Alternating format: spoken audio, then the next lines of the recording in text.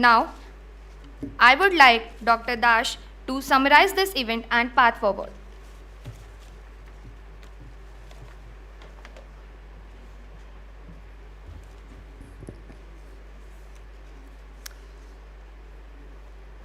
Good evening, ladies and gentlemen. What a wonderful day it was. Chief guest of the function, Dr. Deshpande, people are all the dignitaries of the DAS, ladies and gentlemen, and the students.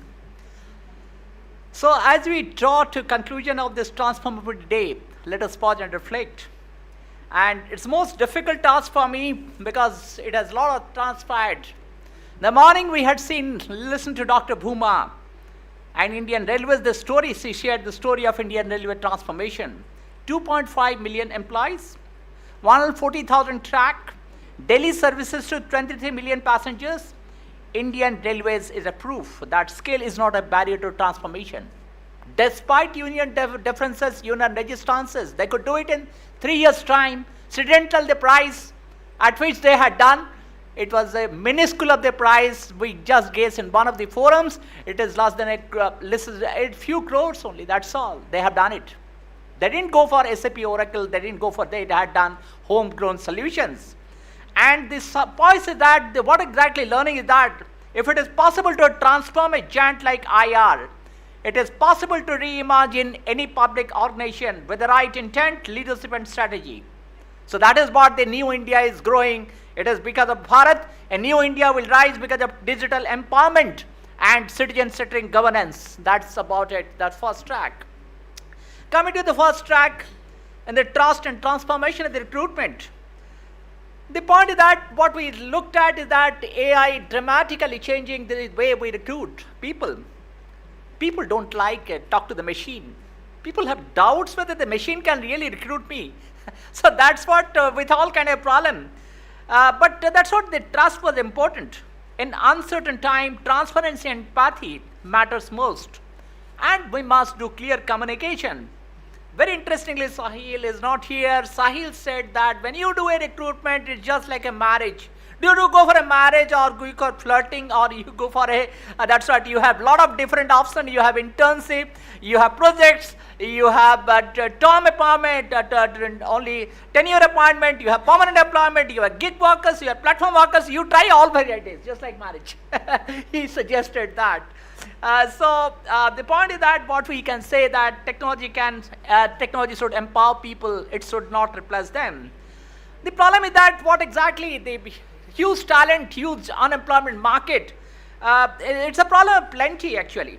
And Colonel Amit Rai was telling that we should not do carpet bombing of resumes but precision and personalization. People stand to send the same resume over every places. People must personalize. We can, all the recruiters can make it out whether it has been manufactured by AI or not. Coming to what are the skills, some students asked, what are the skills that is relevant for the future? And it always 4 C's. It was communication, collaboration, creativity, and critical thinking always will be essential. So what exactly we are saying that this kind of a recruitment system, can we trust it? Can you open the black box of AI, how it is modeling actually? There are biases, there are hallucinations, there are drifts, all these LLMs. Whenever LLMs are rejecting particular thing, I believe some kind of a human oversight is required.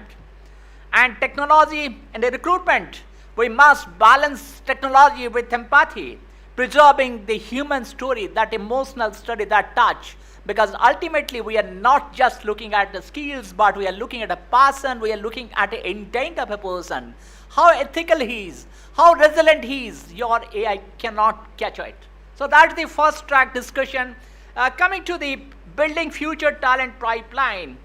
That's what we are looking at in the future. The organization must be sustainable, must be inclusive, must be AI ready talent ecosystem. Very interestingly, I found, of course, not in this forum, I was looking at the Golden Peacock Awards, and the way people are doing, they have created AI Academy. You know, very interestingly, I was looking at Accenture versus Infosys and TCS. Before the ChatGPT came, Accenture implemented AI, tried to train all their people. And today, The growth rate of Accenture is 2.5 times that of Infosys and TCS, people who got them early actually. So point is that we cannot ignore AI. How do you create a different label? How do you embed into different processes, into your systems? That's really the challenge. And the point is that we are looking at skills, but also we are looking at competencies. And competencies to be able to teach, to lead, to innovate. These things will be most important in a disruptive world. So, point is that Pandil Varsam is here. He said that AI won't take your job, but people who don't understand AI, their job will be gone. So what exactly the role of the entirely personal department has undergone change. It started with labor welfare officer, then personal department, then human engineering, HR manager, business partner. But all that nomenclature changes. That's the last question when he answered. He said that the core thing remains same. Are you trusting people? Are you looking people at dignity? Are you treating them as human beings, not as a machine? That's the fundamental thing. Things can undergo change, but the fundamental that, are you giving them proper dignity? Are you helping them to grow? Are people the center of the system? Or are an organization at the center of the system? If you feel that organization is the heart of the system, you use the resources. Pandil Varsam ne bataye, resources means we try to exploit resources. We don't try to, that is the word has been misutilized, human resources. So right now, what exactly the future is about, how to blend all this talent pipeline. We're talking about talent pipeline. What is that pipeline? Look at pipe is a simple pipeline means normally organizations has got a pyramid structure. The people only who can filter, they can go to the top.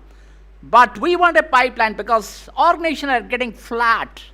We need pipeline so that at every stage we can get people. And that is how you can make it from your internal talent or from external talent. That's the challenge. How do you balance between the two? There were questions when people are exiting, the highest employee who are very valuable employees are leaving your company. The people who are remaining inside your company are in fact not that valuable. That is a cost to all these people who are leaving your company. So there is huge disengagement cost. Gallup study 81% to 85%. There's a world over study. But the point is that how to make people engaged in the organization, that's the big challenge. So coming to the future ready talent pipeline.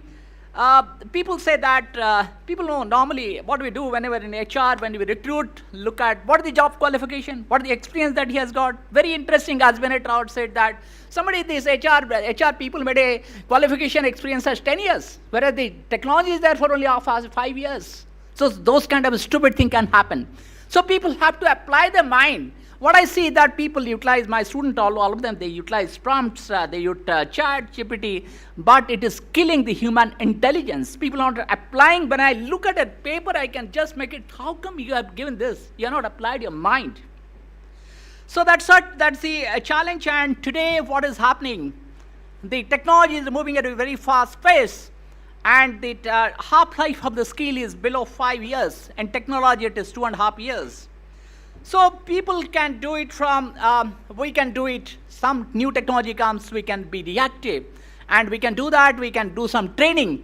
But always the training because will be much better, provided we have, of course, the reskilling, upskilling. But unskilling is equally important. How to unskill the whole mindset of the people? That's the very challenging. How to take out those things, otherwise those kind of things will accumulate. Reskilling, this is a fundamental question before the entire economy is that a lot of jobs is taken by the AI. In future, you are asking a guy who is inside your organization, this is not the job, this is the job going to perish. You have to take up a new job, you have to acquire a new skill. Altogether in the organization, it's very difficult, let me tell you. We have to handhold him to see that this happens actually. So this is what exactly the coming to the culture, collaboration, innovation. And we always say in strategy, culture, eats strategy for its breakfast. You can have a wonderful strategy, but if your culture is not good, then you are not going to flourish. And that culture comes from people walking the talk. That's the fundamental point of it, and people have to be, of course, we had seen that the solar company, solar industry, they said they have open door policies. The chairman, the CEO, the door is open, and the people can come in and people can talk. I have seen people who said that their door is open, but they never listen to people once they come to it. So there are people, what exactly you are saying and what you are doing, that's what actually makes the difference. And we have, very interestingly, we have National Cancer Institute.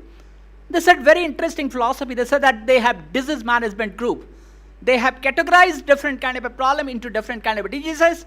And once, suppose an oncologist is saying something, surgical oncologist is saying something, medical oncologist is something, radiotherapy is saying something, then how do you decide? So all the problem, that's what we are talking about, a dozo workplace. The workplace, learning what is happening has to workplace in the, how can integrate in that learning in the workplace. How can you talk to each other and take a decision which is exactly common judgment and common wisdom of the entire lot. So that is very important. That's what we are looking at it. And we are looking at a innovation. Innovation, of course, we discussed, some people said that it's not an isolated event. It's a process to be matured over time. There are two types of innovation. We do Kaizen innovation. We have radical innovation. Kaizen is that every day you want to move something and you improve the something. TQM practices what has been done in some of the factories. You have a AI-based autonomous maintenance where exactly management and work together that they do maintenance. What exactly you are trying to do? You have a challenge and you are involving people to solve the problem. And day in and day out that learning is happening. Let me tell you very interestingly that whenever Government of India looked at the entire learning architecture, training means I'm the boss, I have some knowledge, I want to train you. But what we are looking at a learning, we are looking at a learning, how learning happens. And we looked at it, Government of India looked at it, and Mission Karma Yogi, they said that 70% of the learning happens actually during the work itself. And 20% of the time people want to learn at their own time. And 10% of the time people want to come for physical training. So when they looked at it, they said that they created a portal called largest LMS in the world, called AICTE, India Government Training. And they said that this country is resources limited, try to create that. And today that LMS, 1 crore people are onboarded. And people are doing that learning. And people, when I asked them, somebody said that micro learning was happening. When people want to listen, people when they're commuting to their house, 10 minutes, 20 minutes, they're going to metros, they're listening to those kind of a thing. That's what they're learning actually. So what happened? The attention span is getting reduced. We have been told I got Mr. Aguraman is here, we are trying to make content. When we create a content, we are trying to divide in small capsule of 10 minutes to 12 minutes. That's the attention span. Micro learning is extremely important. Very interestingly, sir is here, then the point is that we are not looking for linear skill is not the thing that is what we require. We require non-linear kind of skills, transformative, radical altogether. That can come from what sir has said. It has come from business model. First of all, look at it. What kind of a future skill or competency? You call it by any name, skill and competency. Competency is the more the buzzword because it contains a lot many other things. And you look at the kind of competency that is required. A lot of companies like OECD has created a skill taxonomy. But point is that people say that role-based learning has to happen. But I say that when you try to straitjacket people at the roles, what exactly you are trying to do is that you say that you only do this job, you don't have to do any other job. When people ask me, my student ask me what kind of a role you should do, I say that the only thing that you say that you are entrepreneur, how you can become a CEO against the next 15 years of time, think that this company is yours, try to solve the problem. That's that's the only one thing. That means you have to transcend your boundaries of the role. You cannot have a role-based structure. Because the things what you define today, that becomes you cannot define for tomorrow. You can look beyond 3 to 4 years. How can you plan it? It's extremely difficult. The only answer is that you have to be agile. You have to acquire skill as it goes on. Very interestingly, I was reading a Disney case study when it was challenged, it's a Harvard case study, in which they said that the entire organization comprises of maybe 100 employees. They started implementing in a small pocket. So that you are a primary role member in one, but somebody there, secondary member, they made some team-based formation in which they said that you are primary and you are secondary in some other members. Suppose I am a system engineer. I know about data analytics. Why I'll be stopped from contributing data analytics? So there's that anybody can contribute, anybody can be a secretary member. It is based on the people. They can come and join any team. They can contribute. That's wonderful. The entire Disney was transformed. They have written that case study. So that's what we are looking at, allowing people to create a talent marketplace. What we are looking at that, how can you create that talent marketplace? Can you create a market in which the talent, for exactly you say that this is the career graph, this is going to be happen, this is my organization require, maybe whatever it is that, how do you fill it up? I handhold you so that you can go forward. That's what we are looking at it. And more or less that today, you see, the AI is taking over the job. Most important thing that's all we do require is the critical thinking and innovation. So this will be there. And of course, sir has said that what we discussed and stay hungry, stay foolish. But people also said that disruption, how can we really look at the disruption, what disruption is happening? I said that only point you have to be stay open-minded. Talk to people who are not connected to you. Talk to a different universe. Stay connected, stay open, stay hungry, stay foolish. Stay open, stay connected, stay hungry, stay foolish. That's the mantra for the future. So regarding culture, we said that culture will lead to collaboration. Collaboration will lead to innovation, because innovation required multidisciplinary thought. A lot of different cross-functional teams come together. They think about the future. They make the innovation happen. And innovation can always happen. Innovation is the key to creating jobs. Yesterday I was at a conference. The people are challenging people between two track of the thoughts. Should we teach employability, or should we teach about creating jobs? Both are interrelated.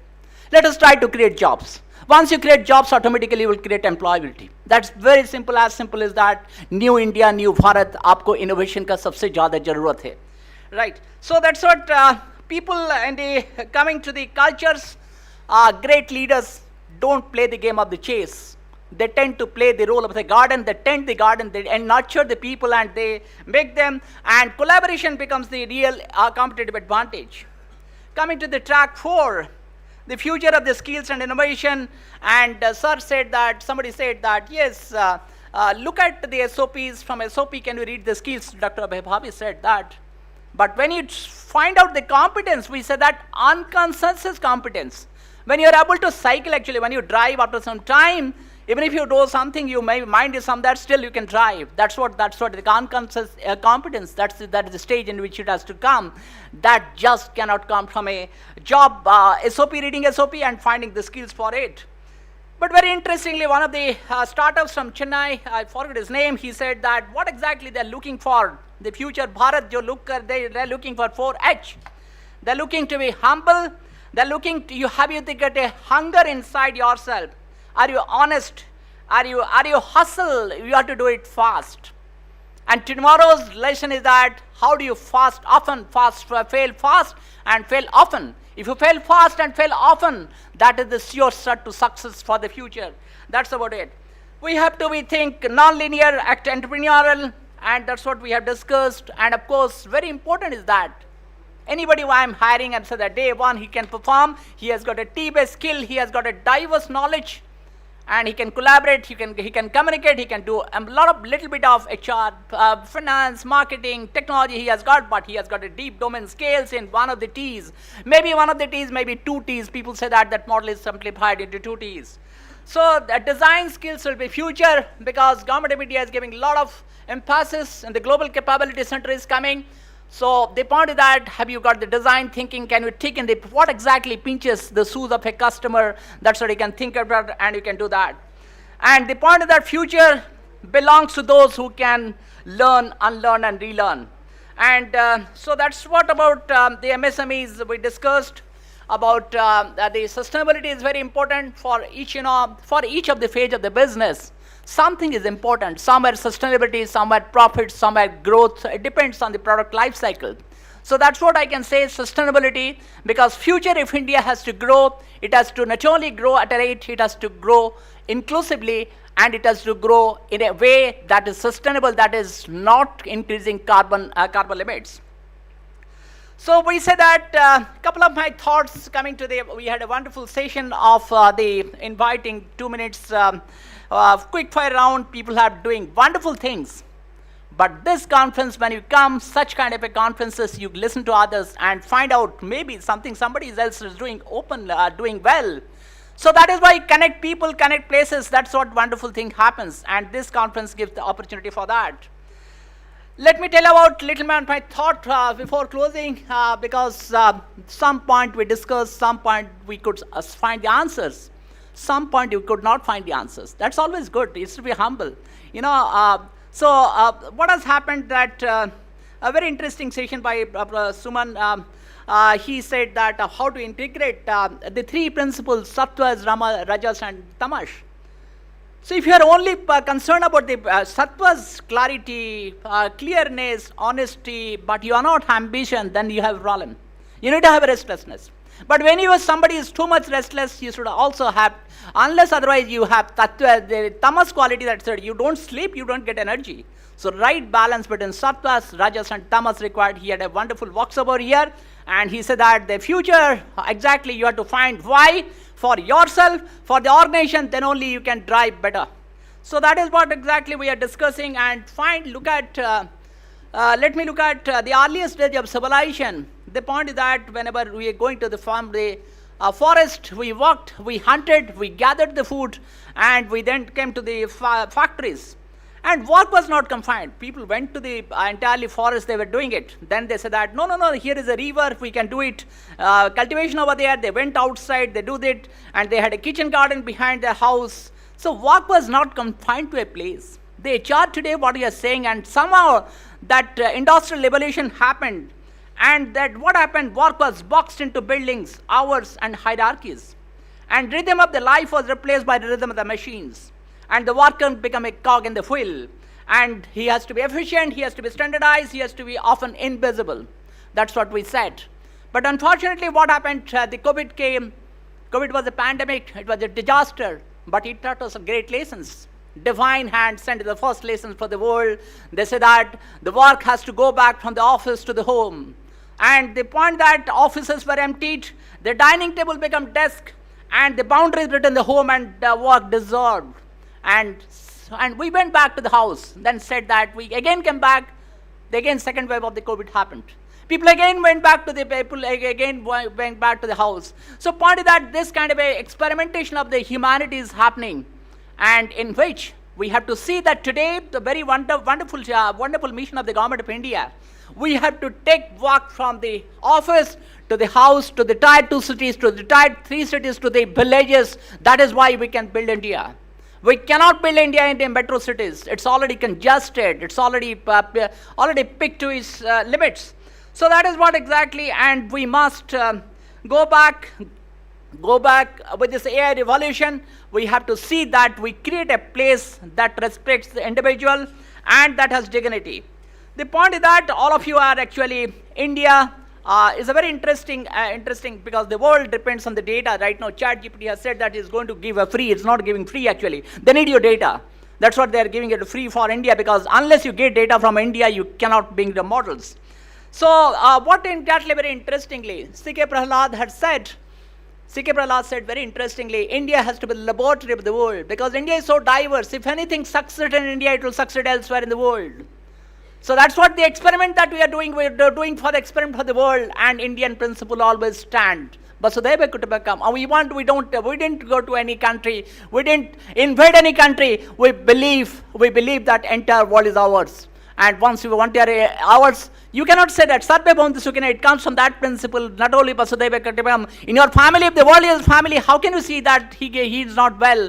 Everybody has to be well, then only you can be well. That is what Indian philosophy. And this Indian philosophy will always transcend the time, and India will give it the leading light to the future. That is what we are looking at. And we are trying to create organizations which are not very siloed. We are looking at a very interestingly, I gave a metaphor. We want to create octopus organization. You know, octopus has got different hands and it can go out and go on a walk. There's not only one mind which actually thinks. That's not the CEO of the mind or the CHRO who thinks, but the people at the extreme periphery, they are interacting with the customer. They are actually thinking. So this is the kind of organization that we need. We need agile organization. We need people to work on their own. So that's the future. together. And coming to the end of the entire deliberation, what I see that the trust, we talk about the trust is the values that we embed through our work, not by our words.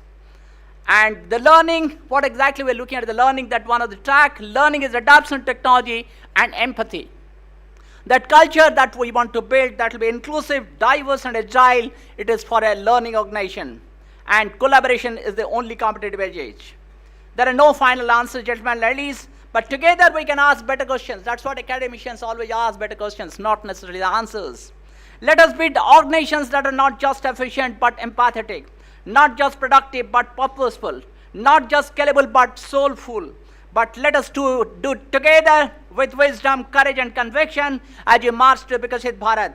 NADP is a platform. We're not a product, we're not a service organization. We bring people together, we do events like this, and that brings the best people like you, and that offers the most impactful solution that I told in the morning. Thank you so much. Let the dialogue continue. Let our action define the future course. Let us come back with new experiment and new learning for HR Nexus 26. Thank you, Jai Hind.